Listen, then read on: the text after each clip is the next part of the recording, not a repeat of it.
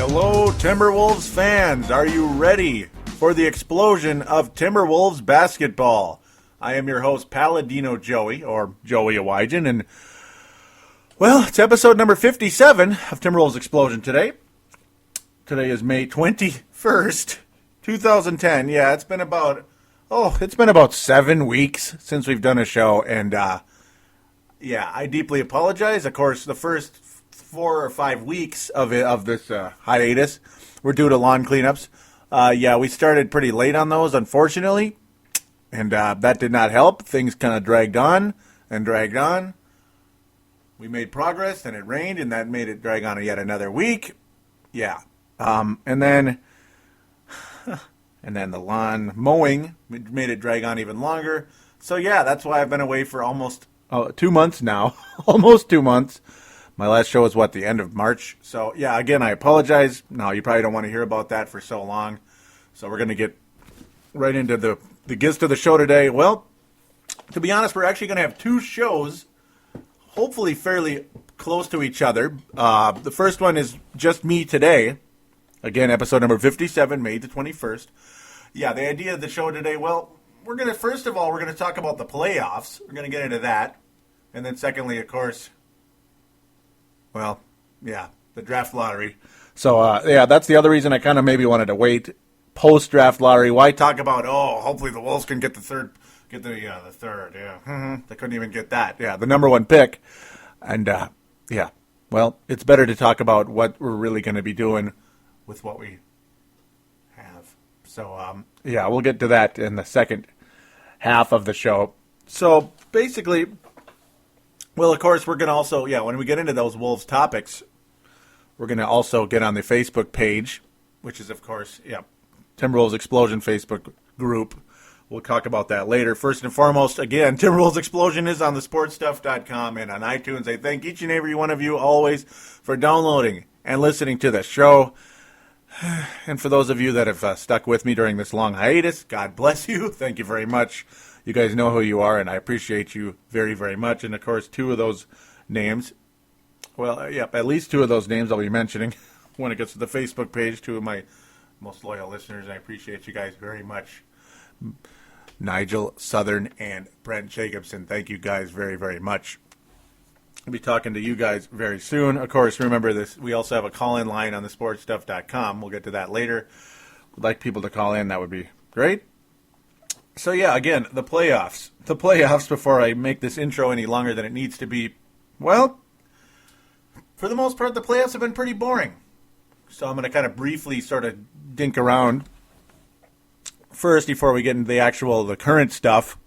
Well, the first round is mostly boring. Lots of sweeps, lots of uncompetitive basketball, as is per usual. Copyright Rusty likes to say per usual about... As per usual, his co-host is PMAC.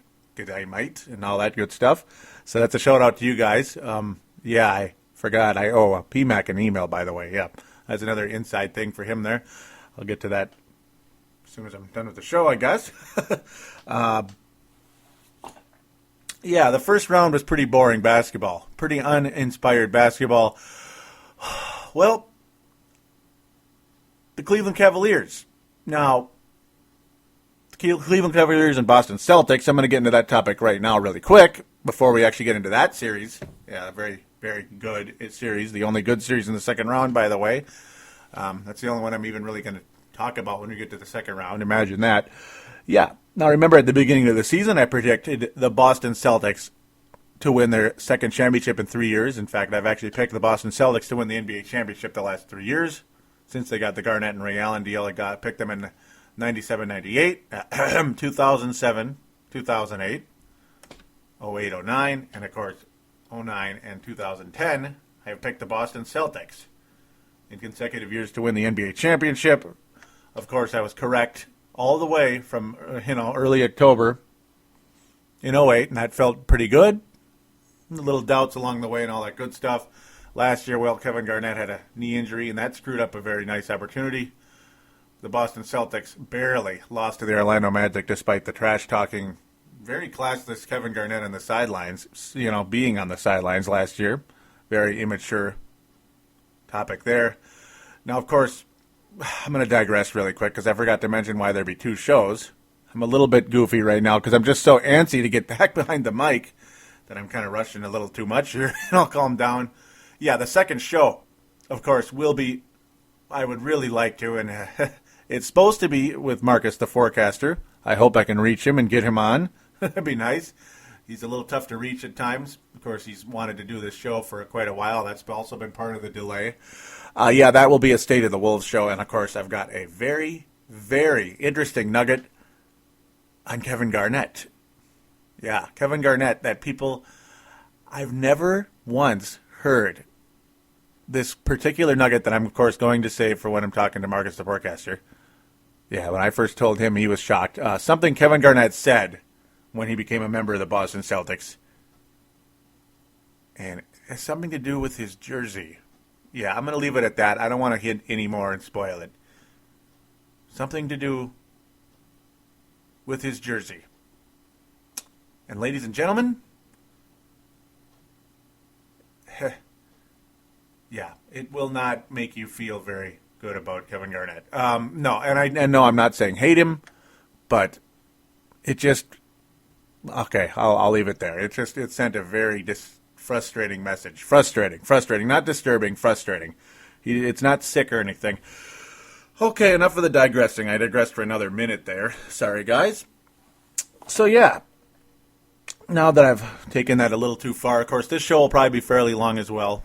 Not going to be as long as the Forecaster one, though. That's the State of the Wolves. We're going to discuss MVPs and, MVP for the Wolves. Yeah, that's a very unimpressive thing. But, yeah, we're going to talk about a lot of stuff, all things Wolves, including the draft and stuff.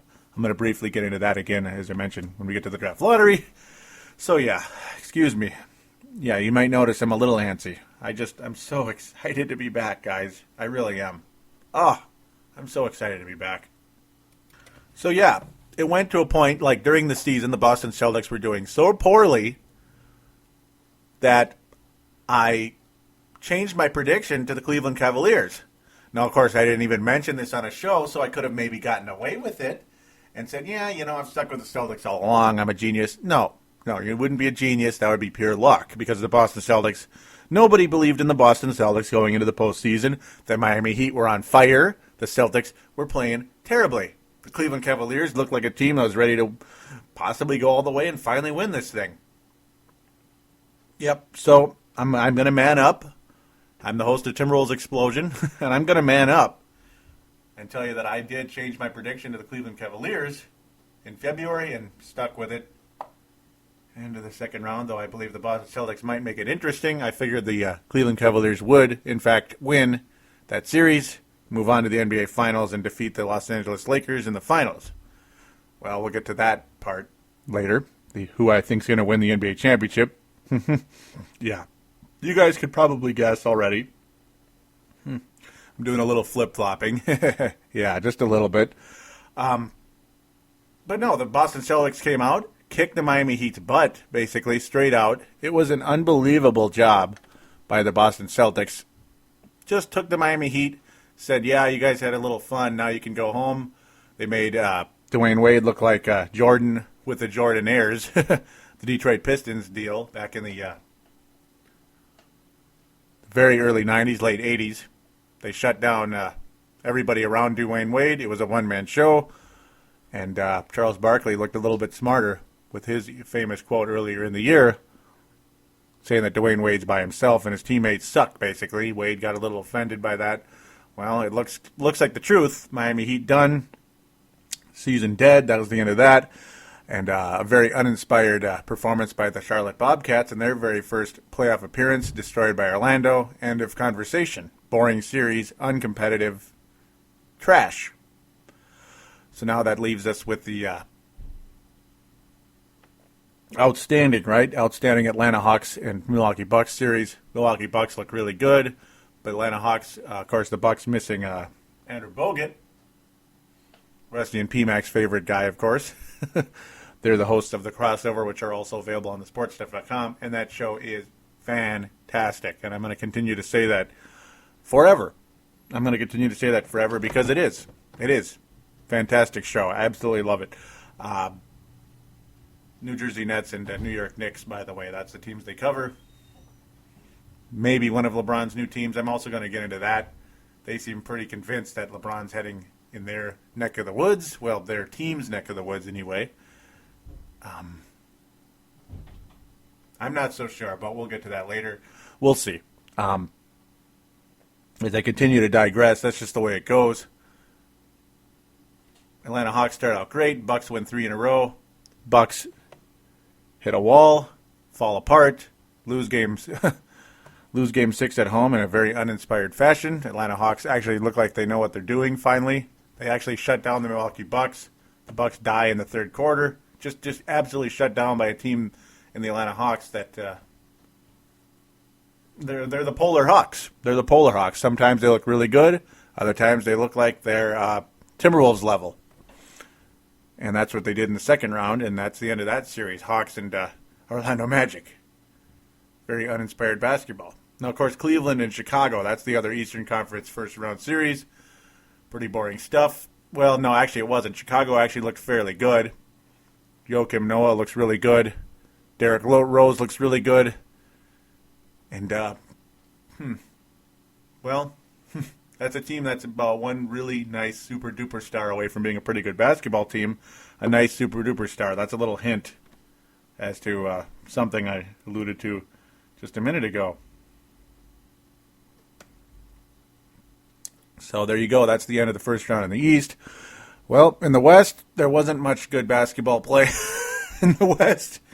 Phoenix and Portland was an okay series. Portland, though, just does not look that good. Phoenix was red hot, and that's pretty much about all I'm going to talk about with that. Not very exciting basketball, really, in this postseason. Really not, because when a team, it's like the teams that win their series, for the most part, they just kick the other team's butt.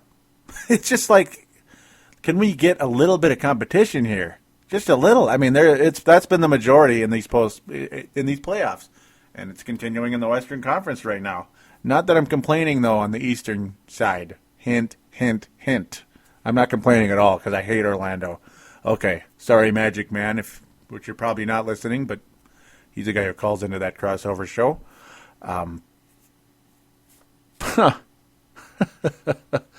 Yeah, there's been a lot of really, really boring, very overmatched basketball in this postseason. It's been disappointing. Honest to God, it's been pretty disappointing. The only series really in the Western Conference that was really, really quality basketball was Lakers Thunder. Oh, and what a shame that the Oklahoma City Thunder got stuck with the 8th seed in the Western Conference. What a shame. And as I predicted early in the season, there would be a 50-win 8th seed, and of course there was. So there you go. I'm certainly not inept with everything, am I? Maybe with Timberwolves draft picks, I've been a little inept. We'll get to that again later. I've been about as bad as McHale, the last couple of years when it comes to who I think is the vision for the Wolves' future. Whew, Johnny Flynn. Yeah, you can imagine. I'm soured just a little bit on him. Again, I'll get to that later. Yeah, we'll get to that later. Good times. But no, the first round was horrible. It really was. Some horrible stuff. Lots of sweeps. Lots of uninspired basketball. And even though the Bucks-Hawks series was fairly entertaining, every single game was a complete blowout either way. It was like, yeah, great, that's great. Let's turn cool, Bucks and Hawks. Oh, great. It's a 30-point game. Great. Well, that's fun. This game's over. And that's what most of the playoffs have been like. Phoenix and San Antonio's no, I'll get to that. I'm sorry. I got to finish the Oklahoma City and Lakers series first. God, I'm a little hyper here, and I'll stop. Man, what a great series. What an absolutely great series. What a nice future the Oklahoma City Thunder have. It's beautiful. It really is. The first game of that series did not look good at all. The Thunder did not look ready for the postseason for whatever reason. They looked a little shell-shocked. And, of course, they're playing the defending world champions who looked like the defending world champions. And the Thunder looked like a team that was playing their very first playoff game. It's just plain and simple. That's what it was. But then all of a sudden the Thunder woke up, and there you go. Just like my buddy Wilmot at work said that the Oklahoma City Thunder will give the Lakers the fight of their life. And yeah, they did. They honestly did. And they came so close to forcing a Game 7. But unfortunately, they could not get it. They could not pull it out. Pau Gasol tipping in the shot, as a lot of you remember, which ended up being the game winner. Westbrook could not finish on I believe it was a baseline floater. And boy, did the fans give that team a rousing applause. And what a crying shame that a team with that much talent, that much potential to possibly make a long playoff run this year got stuck in the first round with the LA Lakers in the 8th seed. Whew. But nonetheless, as the fans knew, the fans there know what they have, despite that was only their second season there, the Thunder anyway, only their second season in Oklahoma City. They gave them a long ovation, and very well deserved and very, very impressive. Oklahoma City Thunder could be one of the next great teams in the NBA. And I'm saying that with full sincerity. I'm sure a lot of people out there agree. But you never know. I mean, some people thought Portland was going to be a potential dynasty. They do not look like they're going to be a dynasty at all. I don't know what Portland's going to do, actually. They're starting to remind me of the Timberwolves in their quote-unquote glory years. I don't know. Are they ever going to even win a playoff series? It's not looking so good for them, actually. It's not. And that, hey, part of that falls on Greg Oden's health. Is he going to ever get over the hump and stay healthy? Before he's such damaged goods that he's just like Grant Hill, and he's just a role player. That's what Grant Hill became because of so many injuries over his career, so many long-term injuries that cost him whole seasons with the S. Yeah, at the end. Rough stuff. Rough stuff indeed. So yeah, the second round was filled with garbage, absolute garbage. Sweeps all around except for Cleveland and Boston. Though you could argue the Phoenix-San Antonio series was fairly entertaining basketball, just Phoenix won every single game. They were all fairly close, fairly close. San Antonio, that was the other series that was pretty good actually in the West. Excuse me, San Antonio-Dallas. That was a fairly nice series. But Spurs they outmatched the Mavericks. The Mavericks could not seem to figure out what was going on, and they were upset in the first round by the San Antonio Spurs. Yeah, crazy stuff. A lot of people thought the San Antonio could be on their way to the conference finals. The Suns just never seemed to play well against the San Antonio Spurs. Well, it took a turn this year. Suns are a team that are definitely maturing. Guys like Amari Stoudemire, Nash, obviously a veteran. But Stoudemire, he has really matured into a nice player, obviously. That microscopic microfracture surgery has totally disappeared from him now. Because remember, that's one of those injuries that takes a while to heal, like years. Very, very cool stuff to see him playing at the level he has been playing. And yeah, the Suns finally got rid of that dark cloud. Of course, the Spurs never beat the Lakers in the postseason for whatever reason. They just don't. So nobody really would expect the Spurs to go all the way to the finals despite their experience, despite their pedigree. And despite the fact they have 4 rings, just like Phil Jackson's Lakers have 4 rings, that version of the Lakers. Yeah. Good times indeed there. So now we finally get to the Boston and Cleveland series, and of course I already talked about the fact that the Cleveland Cavaliers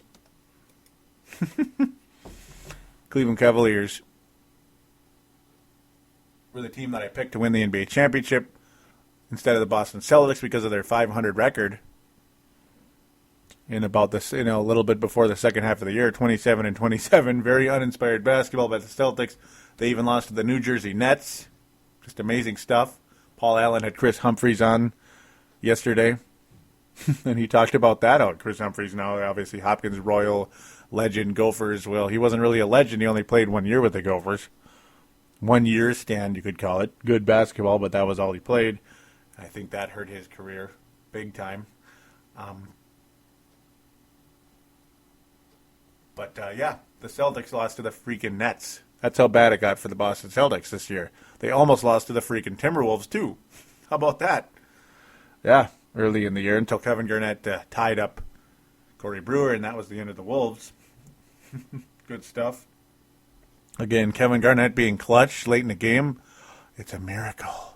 Wow. So, yeah, enough of that. Boston Celtics have awakened, and my God, did they play well. It was like, wait a minute. The Boston Celtics are beating Cleveland in Game 1. Wait a minute. I thought they were just kind of playing good against Miami, and then, they'd probably come back down to earth, lose in 5 or 6 games to the Cleveland Cavaliers. Maybe play a little bit of good, maybe play close, have some tight games, but the Cavaliers would win in the end. Well, Celtics blew the Game 1, and I was like, yeah, there it is. See, Cavs in 4 or 5, I mean, not 4, 5 or 6. But then the Celtics come right back and kick the Cavs' butt in the second game. It's pretty crazy. And then the teams switch off, and Boston Game 3, you figure here come the Celtics, they're going to kick some butt, but then they lose by 30, and you figure, this series is a joke. This is a joke. Boston's totally done now. They're just showing their age here. LeBron James looks like a superstar. But then all of a sudden, Game 4, the Celtics come right back. Show-inspired play yet again. And then Game 5 happens. Game 5 in Cleveland. The night of destiny. The night of destiny. And possibly LeBron James' last game in Cleveland. Possibly as a Cavalier. Wow. LeBron James, I've never seen him look so... I don't know, disoriented? How do you just even describe it? You saw the game, right? How do you describe the look on LeBron James' face that entire game? It goes without saying, but he was horrendous in that game. Horrendous. What was he doing? The Cavaliers looked like any ounce of confidence they had left was gone. And the question is why? They're at home. It's a tied series. You just win that game. You're probably going to win the series if you win that game. Most likely, because Game 7's at home. Now, not every team can win a Game 7 at home, but most of the time the home team wins Game 7, right? Most of the time. That would be like, say, the Cavs win Game 5, Celtics tie her up for Game 6, an inspired effort. We're not gonna go out quietly, so to speak.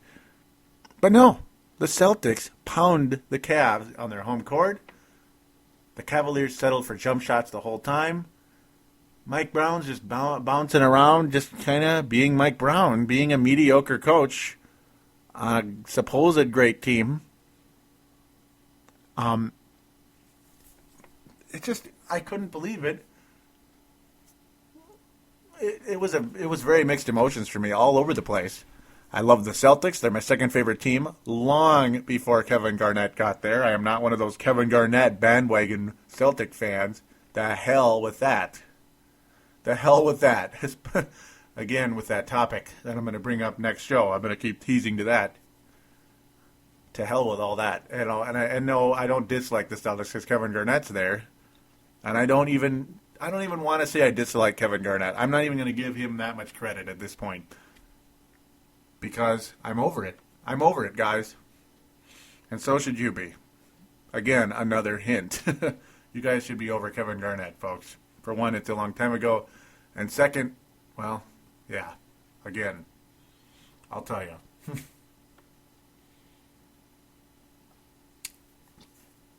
Though it is nice to see him win. It still is nice to see him win, believe it or not. And, of course, I like the Celtics. Second favorite team. I like all the Boston teams. I just do. Just because. Partially because a lot of them have been through, been through some of the same heartbreak, especially the Red Sox. But, yeah, I'll continue here. Mixed emotions. Of course, the first one's happy the Celtics are winning. The second one is really, really feeling for the Cleveland Cavaliers fans and Cleveland sports fans because they've had it worse than us. It's not like the Cleveland Indians won the 91 and 87 World Series. No, they didn't. They won the 1948 World Series. There's almost nobody probably left alive from that era. Like Indians fans from 1948. I don't think there's too many left that remember that World Series. Warren Spahn, pretty old story, huh? Cleveland Browns. Cleveland Browns. Yuck. Yeah, you get the idea. Yeah, it has been a tough go, and of course the Cavaliers. They had a nice run in the early 90s, Brad Daugherty, but then again, the injuries destroyed his career. Oh, they had Terrell Brandon for a while, though. Well, they had him when he actually did drive to the basket, but still, they have been through some really heartbreaking defeats in that town. And this was another one. This was a Cleveland sports type of game. It really was. You could feel it. And nobody really believed the Cavaliers were going to win Game 6 in Boston, and of course they didn't. They put up a much better effort. LeBron James did score, and he did rebound. Missed a triple-double by, I believe it was 1 assist. Or was it 1 rebound? I can't remember which, and it doesn't really matter. But he almost had a quadruple-double because of the turnover. 9 turnovers, too. That's the wrong kind of quadruple-double. Terrible. Terrible. LeBron James just confused, lost. So again, there might be an explanation as to why that look on his face. Shell shock, I guess, is what you could call it. We'll get to that really quickly here in a sec. But yeah, those are the mixed emotions. You felt bad for Cleveland, thrilled for Boston, or I did anyway, and irritated with LeBron. What the hell's going on here? Or not even irritated, more like just what the heck? Just shocked, just like him. And, of course, the rumors have been bouncing around the Internet, the reasoning possibly for that look on his face and the possibility of him playing with such just lost appearance. Just he looked like he wasn't even there, basically, like he was a ghost. The rumors bouncing around, Delonte West and LeBron James' mom having an affair. Oh, my God! Yeah. Yeah. Yep. And I know it's been discussed on other shows, but still, that's the belief, the possibility as to why that's going on. Very good times indeed. No, not really. Very confusing. Very confusing indeed. Very sad.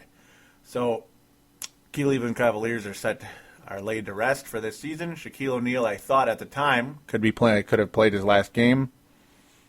Very uninspired game, sitting on the bench with kind of just the classic disappointed Shaq look, where he's just kind of sleepy looking. Could that be the end? Well, almost immediately after the game, there was an article in ESPN talking about how Shaq wants to play another 3 to 4 years and a possibility of him maybe going to New Jersey because he was from Newark, New Jersey.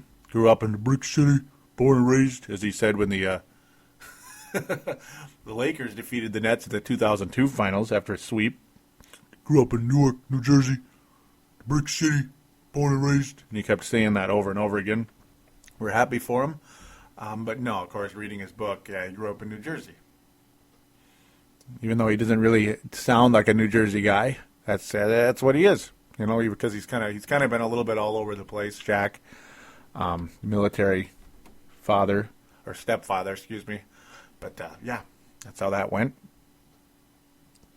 So again, I was happy to hear that Shaq's going to be sticking around, and that wasn't his last game because I love Shaq. Now his game, well, it's not looking so great either. I'm sure me and Mark will talk about him some more in the next episode. Yeah, this one's probably going to be a fairly long one too. You're probably noticing that already, and I hope I'm not boring you out there. Hope not. We'll get to the Wolves pretty quick, because it's been fairly uninspired. In the Western Conference, the Lakers are already up 2-0. The Phoenix Suns defense looks terrible. Kobe Bryant has any type of injuries and stuff. Well, right now that seems to kind of have disappeared the past 2 rounds because the Lakers, of course, as they swept the Jazz in the second round. Kobe Bryant has scored 30 or more points in, 6 straight games now, or is it 7? It's been pretty dang good. And, of course, Game 1 against Phoenix, you could just it was the old Kobe. a lot to lift. Remember there was talk about his knee and all that stuff. Just injuries all over his body. Starting to look a little bit older here. Is he going to be past his prime now? Uh-oh. But he looked like Kobe Bryant. He looked like absolutely like Kobe Bryant. And the Phoenix Suns defense looks like the Phoenix Suns defense that you remember. The one that gives up a lot of points. Fairly entertaining series, though. And during this long, boring break this week, I don't know why they stretched out games 2 and 3 from each other so far for both series, but that's just the way they want to do it, I guess. So they could have weekend games. That series, though, I mean, it's obvious who's going to win that series, and it's probably even more, it's probably almost equally obvious who's going to win the other one. The Boston Celtics are going to beat the Orlando Magic as they're up 2-0. The Magic destroyed in Game 1 at home. Very disoriented was Vince Carter. Dwight Howard looked like crap. Rashard Lewis is the most overpaid player in the entire postseason. At least from my point of view, he is a joke, Rashard Lewis. Vince Carter, well, Vince Carter's up and down. Jameer Nelson, I've never really liked him. I don't think he's a point guard. I know he's a talented guy and he's got leadership, some leadership, but he's not. The Orlando Magic are not a championship team. They're just not. Yeah, they look good in the first 2 rounds against the horrible Hawks and the even more horrible Bobcats. 2 teams that I actually like a lot because they are fairly entertaining, but they just fell asleep against the Magic and got swept by them. But now the Magic are running into a team with ring cred, as Paul Allen would say of KFAN, and the Boston Celtics, and they're playing like a championship caliber team, the Boston Celtics. And Celtics are going to win that series. We are going to have Lakers-Celtics in the NBA Finals. And ladies and gentlemen, my original prediction is my prediction again. Boston Celtics 2010 NBA champions. There it is. Boston Celtics are going to win the NBA Finals, folks. So that will conclude my playoff talk for the time being. And we'll finally get to talk a little Wolves. And, crap. Here we go again, right? Here we go again. But first, we're going to take a quick break.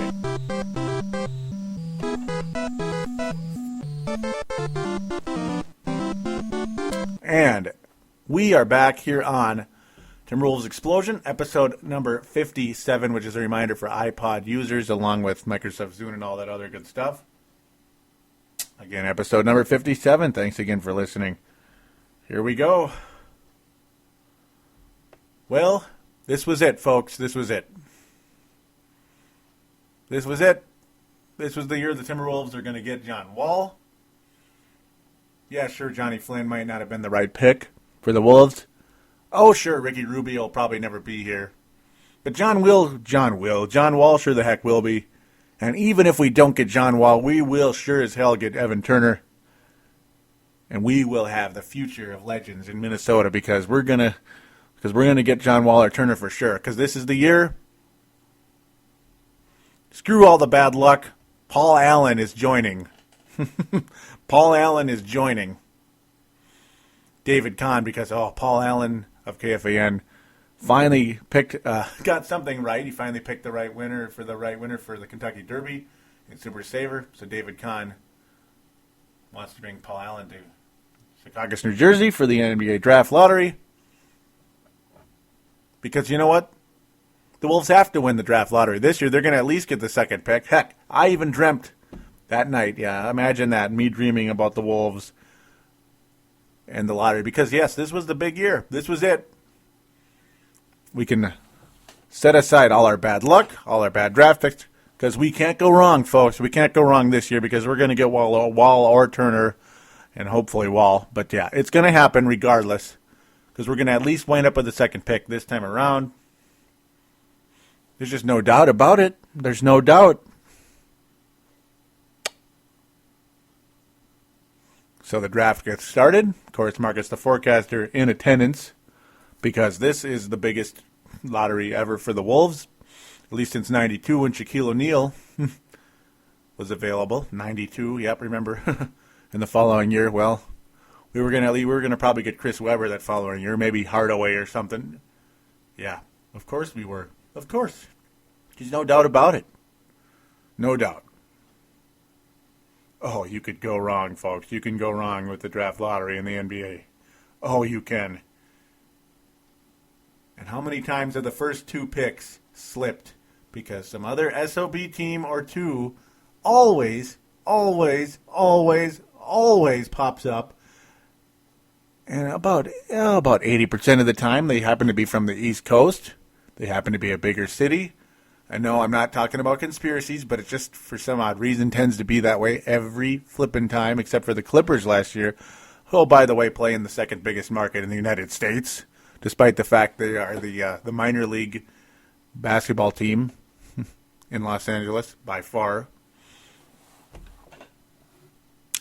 But it happens every year. Every bleeping year.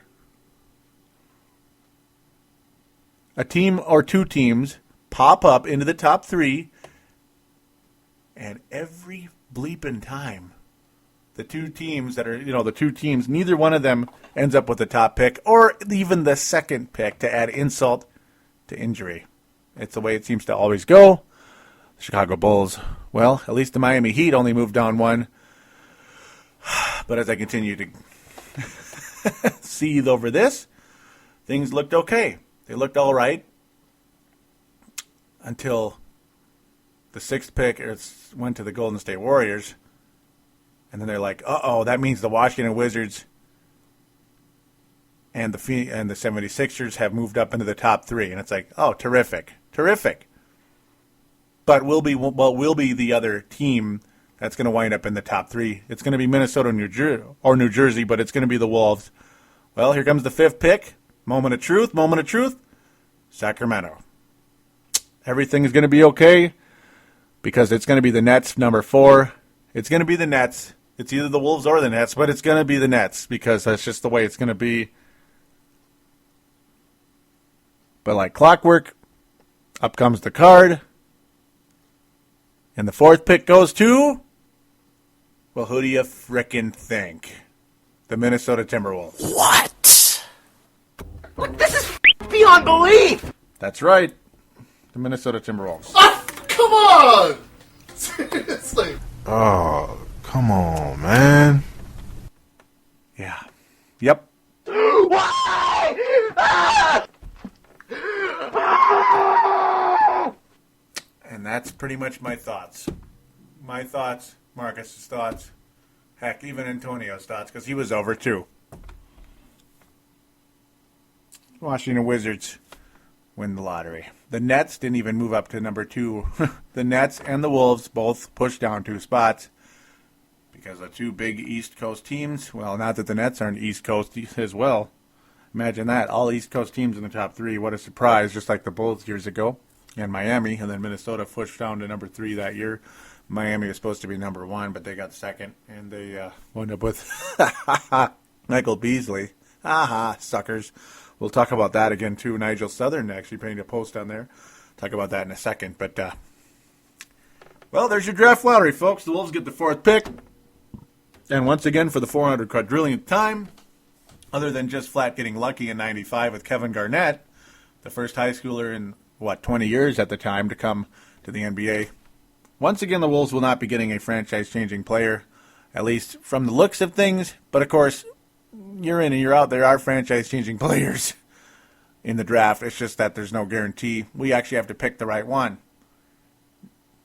Now, of course, as David Kahn would like to tell you with this voice that I'm using right now, the 4th pick last year was Tyreke Evans, ladies and gentlemen. Don't forget that.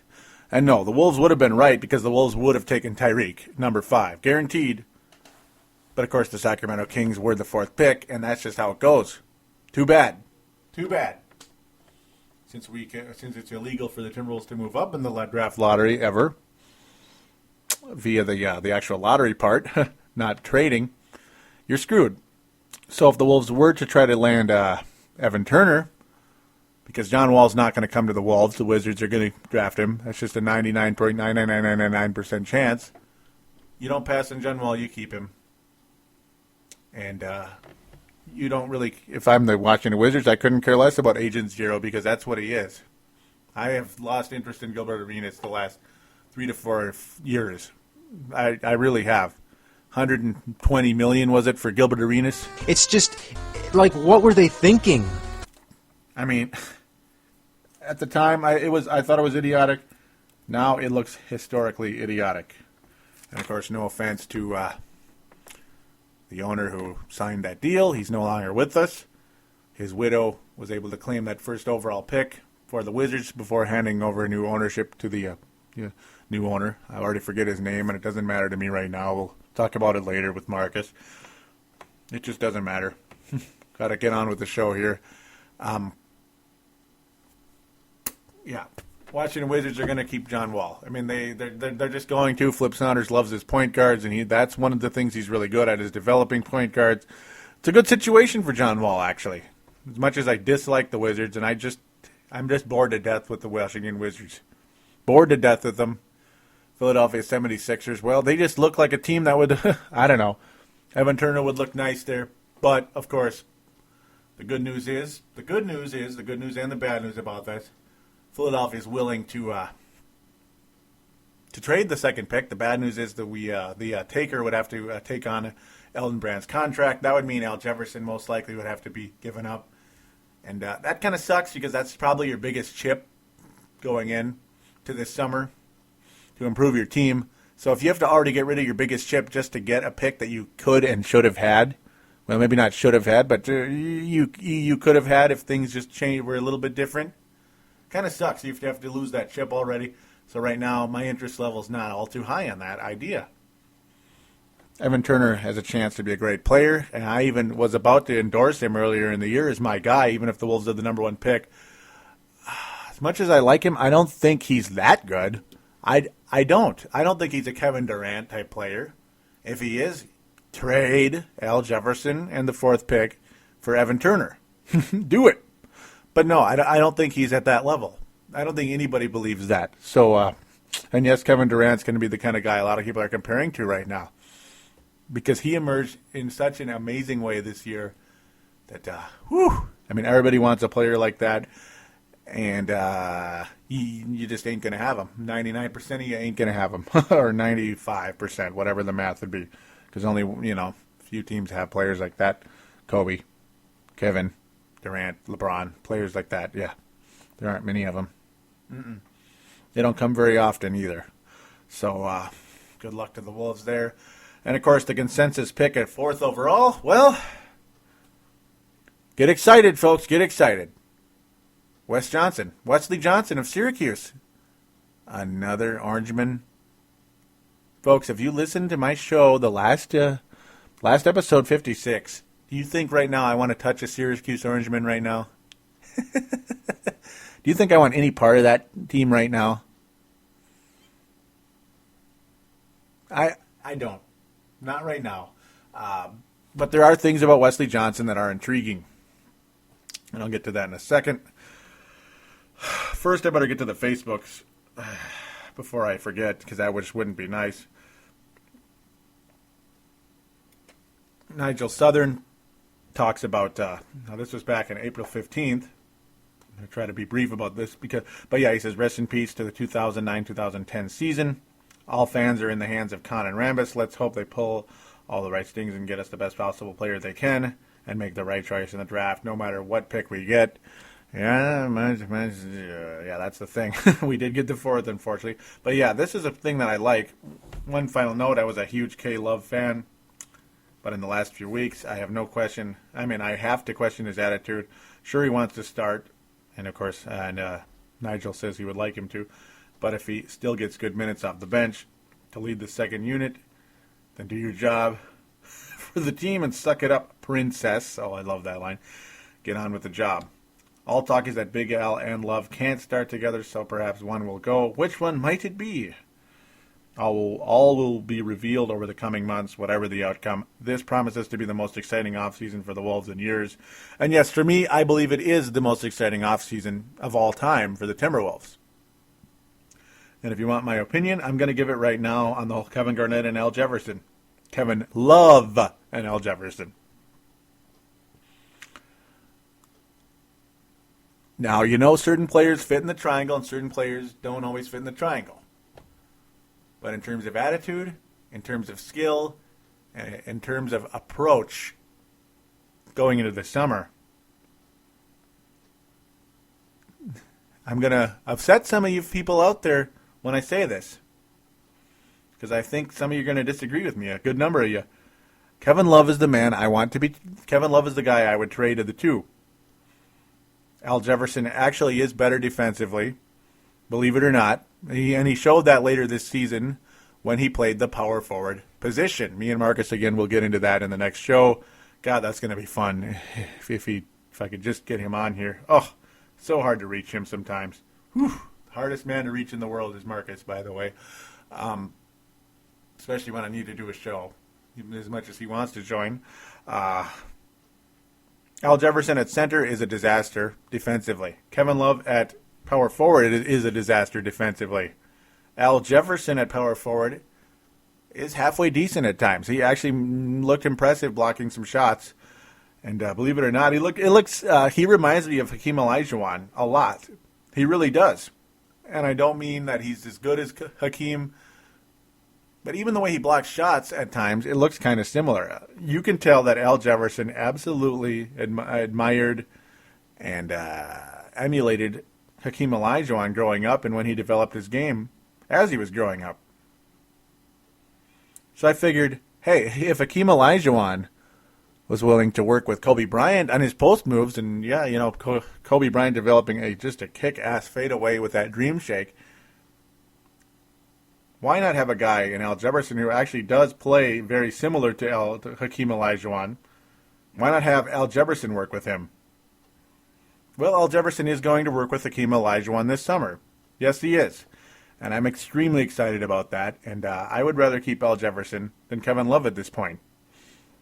I would. Believe it or not. Believe it or not. If you have to get rid of one, I think I'm going to keep Al Jefferson. Is Kevin Love that much better of a passer? Is he that much better of a fit in the triangle? I don't know. I mean, are either one of them a future star in this league? I don't know. I think Al Jefferson is closer to that, though, than Kevin Love. I'm not sure Kevin Love will ever be a star in this league. He kind of reminds me of Brad Miller, and that's not a bad thing. Used to like Brad Miller an awful lot. And Kevin Love is actually an even better rebounder than Brad Miller. But if I had to pick between the two, I'm sticking with Big Al at this point in time. That could always change, but we'll see what happens there. Would have been nice if maybe Derek Favors, if we got the third pick. Then you could almost trade both of them. You probably almost have to.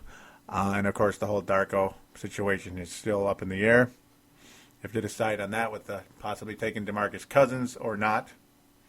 Or, of course, as I mentioned, Wesley Johnson. We'll get to him in a sec.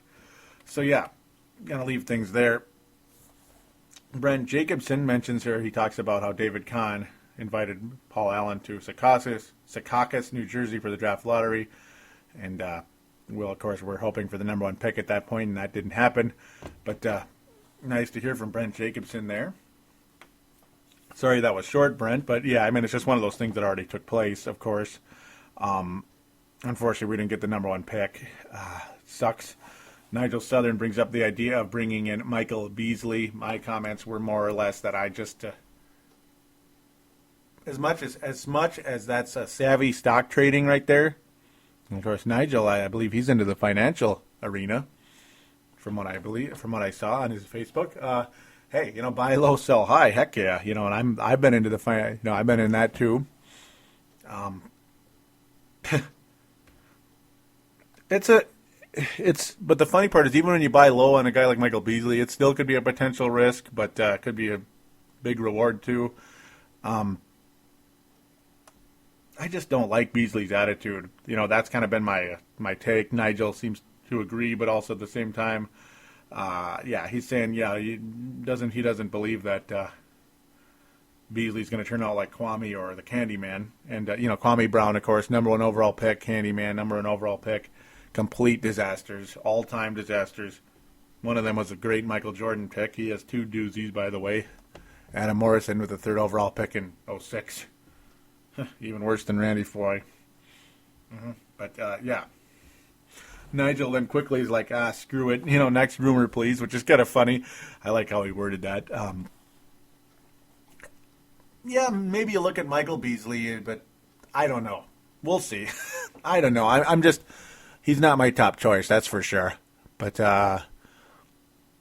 at a time right now when adding somebody could be really, really hard for the Wolves because it's just not an attractive situation. There is no John Wall here. There's just no attractive.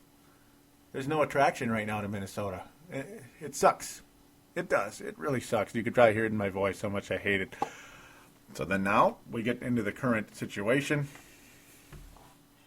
Nigel says to the fourth pick, the Wolves take Wesley Johnson. Any thoughts on Wes? I don't know much about him, but he's the name put forward in a number of mock drafts. I suppose Flynn would be happy because both went to Cuse. Ugh. Yeah, sure he'd be happy, but I'm kind of getting frustrated with the whole Syracuse thing already, unfortunately. I also, I've already responded to that part about how, the center, the possibility could also be DeMarcus Cousins. You never know, depending on how things go with Darko. Wesley Johnson is not a future star in this league, though. That's the thing. He's not. Very unlikely that Wesley Johnson will be a future star in this league. All scouting reports see him as a potential number 2 type of guy. Al Jefferson's a potential number 2 type of guy. Kevin Love's not even that. We need a number 1 guy. Unfortunately, in this draft, we're probably not going to get it unless some type of crazy trade happens. I don't know. I'm almost tired already thinking about it. Whew, and this show's been going for a while, but we're going to continue. We'll see how long it goes. I don't think it's going to be too much longer, but we'll continue. So, that's the topic at hand right now. We'll get to that right now. Wesley Johnson, and, of course, the draft and all that good stuff. Well, the mock draft, obviously, take the Wolves, and, of course, this is the big one. The Chad Ford one, of course. ESPN right now, the biggest deal with mock drafts right now. Wesley Johnson coming to the Wolves, and of course fills a need because the best small forward we have is Ryan Gomes. Wesley Johnson adds a lot more to the Timberwolves than Ryan Gomes. Ryan Gomes is not really good at anything other than maybe his mid-range shot. That's probably his strongest suit. He's not a great rebounder, not a great defender, doesn't block shots, hits an occasional three-pointer, sucks. And I mean sucks in traffic. Ryan Gomes sucks in traffic. And I think I've made that statement time and time again over the years because it hasn't changed. That's the thing. When things don't change and players don't adjust, I get a little frustrated. Just a little. A la Johnny Flynn. I'm going to get to that again right about now because we're Syracuse talk. But Wesley Johnson of Syracuse. God. And that's the thing. This whole top 5, because the Wolves won't slip out of the top 5. Out of the 5 best players in this draft, the last one I wanted was Wesley Johnson. But right now it looks like that's the guy. And I'll kind of reluctantly agree with it, even though it's 4th and not 5th. Because DeMarcus Cousins, well, you got Darko Milicic, maybe. And maybe you don't. I'm almost, again, tired thinking about it. Depends on how much Darko's going to want, for one. How much is he going to want? Is he going to want $5 million? Well, he can stay in Europe. Is he going to sign for an extremely reasonable price? I don't know. Maybe. Then you take, if you stand pat and take Wesley Johnson, at the 4th pick, I guess Wesley Johnson is the guy. The good news about him, of course, he's extremely athletic. He really is. He's very long, of course. Can jump like crazy. He can hit the three-point shot. Shucks, this year he shot about 42% from downtown. He's bounced around a bit, unfortunately, from Iowa State. He missed a previous year. Because of that, he had the red shirt or whatever. You got to love that. He had a red shirt his sophomore year. But on a team that does score a lot of points like Syracuse, he only averaged 16.5 points a game. His assists aren't very high, which isn't good for a small forward. Only 2 assists a game, and his turnovers are actually higher than his assists. Almost 2.5 turnovers a game. But the good part is the steals and blocks, almost 2 a game apiece. I like that a lot. His field goal percentage is 50%. His free throw percentage,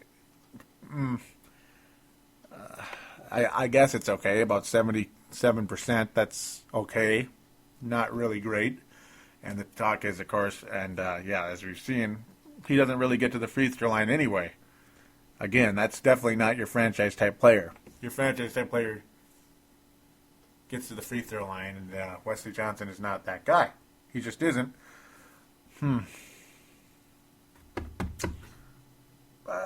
I do like the athleticism, and I like the, I like the multiple steals and blocks a game. That's very attractive, but can that translate to the NBA? Who knows? And, of course, the tell right now about Syracuse is I'm going to get to it now. And you probably noticed it with Johnny Flynn. Defensively, it takes them years to adjust to the NBA. Years. It took Carmelo Anthony about 3 years to adjust defensively to the NBA. He finally actually figured it out. And that's just how it goes because they play that zone defense in Syracuse. They don't really train them to defend in the NBA at all. That's just the way it works in Syracuse. Johnny Flynn's defense was horrible last year.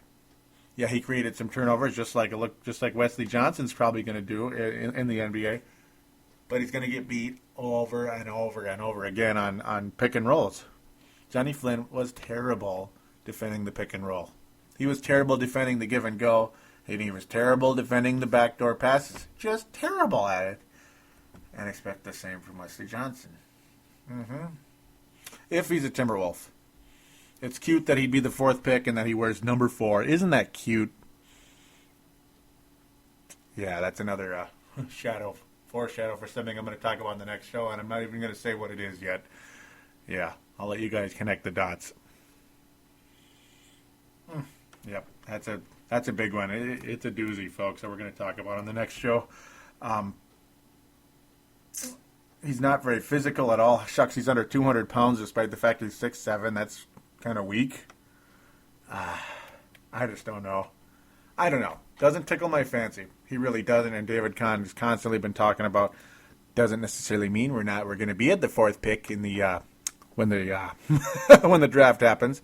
So, again, we'll see how that turns out. We will see. It's going to be pretty interesting. It really is. Right now, it's just all going to have to come together. This has been a long one, folks. This has been a long one, almost an hour. Whew. But, yeah, that's going to happen when I'm away for about 7 weeks. It's going to happen, and the next show will probably be about this long as well. And it's going to be almost all Timberwolves, wall to wall. I'm sure we'll get into some NBA playoff stuff.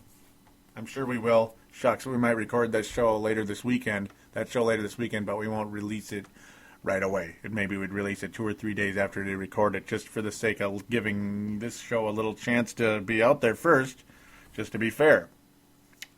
So it doesn't feel like I'm rushing you listeners from one show to the next. That's almost too much for you. I don't want to overwhelm you. But, man, it's been good to be back, and I apologize if it seems a little too long. But, again, I'm going to say, hey, it's been a long time, and I have I had a lot to get out.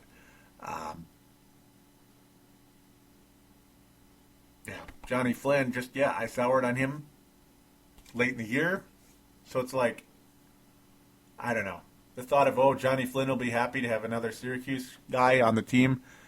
Right now, I'm not. I don't care about Johnny Flynn being happy of having another Syracuse guy on the team. And that's not trying to rip anybody that thinks that'd be cool. It's just already hearing Johnny Flynn saying that in a quote I heard earlier today kind of bugs me. It's just like, you know what? I'm not even sure I want you on my team right now, Johnny. I'm not even sure. Last year, it just felt like all Johnny Flynn was worried about was having fun with this new life he has. It's not about being a leader and trying to develop something on the basketball court. It just seems like he's more interested in having fun, and I know that's how it is across the league all the time. Everybody's like that. I don't know. Whatever. But I don't have to like it. And it just seemed like with him, it just seemed like that's all he cares about is his Syracuse boys. Just all it seems like he cares about. It seemed like that all year. When you read his Twitters, it just got kind of old. So, maybe it'll make him play better. I don't know. Work on that pick and roll. Work on defending that pick and roll, Johnny, because if you're going to be here, you're going to have to work on that. And Kurt Rambis, you better get this team playing a little bit. Our defense, too. Might want to add that. One of the worst defensive teams I've ever seen. Well, if not the worst. Right now, probably the worst. There have been a lot of bad defensive teams across the league. So I'm finally going to conclude with that. Finally. Now we've passed the hour mark. This is getting crossover level, man. The crossover's not a short show. And they cover 2 teams. This is just one. Yeah. Okay. Running with the Bulls has been an hour. And, of course, a lot of football shows are always about an hour. Purple Mafia, the Chiefs Zone, all that good stuff. So, yeah, whatever. We have a call-in line. I'd like you to please call in. And I want you guys to please call in. I'd appreciate it very much. You listeners do call in to 209-736-7877. 209-736-7877. It is a voicemail. Do treat it as such. Mention you are calling in for Timberwolves Explosion. Leave your question, comment, shout out, whatever it is. Try to be somewhat nice. Keep it to anywhere from maybe 2 to 3 minutes at the longest, we'll say. If it's longer, we'll work around it. Just don't make it an hour long, okay? Be a little courteous, I guess. Just don't make it an hour long. That's all. Hey, I'm Bob from Minneapolis. You had a great call-in a while back. Hopefully you're still listening to the show, and I'm guessing you are. I hope you are. Hey, call in again, man. I'd like to hear your thoughts on the draft. I'd love to hear your thoughts on the draft. Of course, the tickets will be $4 instead of $1. The pay the pick deal. That sucks, but that's still awfully cheap, and yeah. The Wolves are trying, as Bob said, to get fans to the game, so I remember that very well. And hey, you can't fault them. They're doing a good job with that, at least. Now it's just up to, hopefully, putting the right players on the floor this time around. Last year was ridiculously bad. It just was. Okay, we'd also like you to please sign up for the message boards on thesportstuff.com, and appreciate that very much. The message boards. There's a button on the upper right-hand corner of the front page of thesportstuff.com that says TSS Boards. Do click on that. Then you'll just click register and create your screen name. Make it something that makes somewhat sense. Don't make it all jumbled and crazy, because most likely it will be deleted due to spam. Yeah, they'll have major belief that is a spam account, and it'll be deleted. So make it something that makes sense, you know. Maybe you want to be Wesley Johnson, number 4 or something. Not sure if I'd really be in a hurry for that screen name, but it's up to you guys. Maybe you love them. So appreciate that very much. Please do that. Also, don't forget TimberwolvesPress.com. Check that out as well. I serve as an admin on there. I also post the Timberwolves Explosion on there, but it's been very inactive during my hiatus, and I apologize for that, but busy schedules get in the way, and you got to make a living. So it's just how it goes. So thanks again for listening. I'm about ready to fall asleep because that's been such a... it's been a long, long show. No. Thanks again for listening, and we'll be back very soon, and we'll be talking more Wolves. Take care.